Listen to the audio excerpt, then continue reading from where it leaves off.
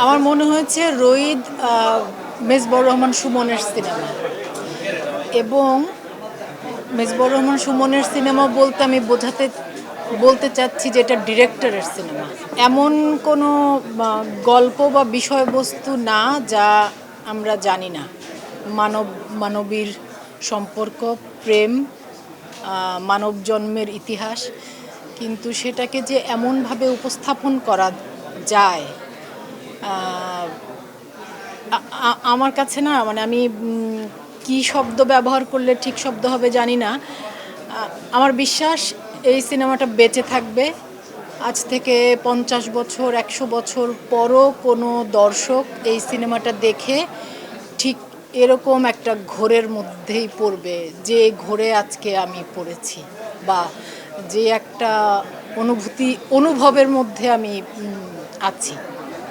আজ থেকে 100 বছর পরও কোনো দর্শককে হয়তো এরকমভাবেই স্পর্শ করাবে।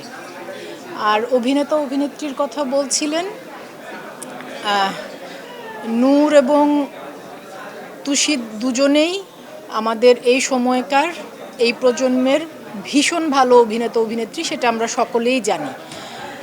কিন্তু আমার কাছে মনে হয়েছে যে এই সিনেমাটাতে সাধুর বউ কেউ অভিনয় করেনি। ওই দুজন মানুষ হয়ে উঠেছে, এবং সেখানেও আমি বলবো যে সেই কৃতিত্বটাও পরিচালকের। মানে রোদ পুরোটাই মেজবুর রহমান সুমনের সৃষ্টি, একটা অনবদ্য সৃষ্টি বলে আমি মনে করি, এবং এই সৃষ্টি বহুকাল বেঁচে থাকবে। আমি একটু আগে বলছিলাম নূরকে যে আমার ধারণা এমন অসাধারণ একটা কাজের অংশ যে ওরা হতে পেরেছে,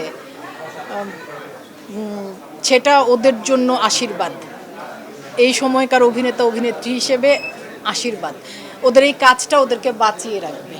আর মনে হয় কিছু বলার অপেক্ষা রাখে না, না?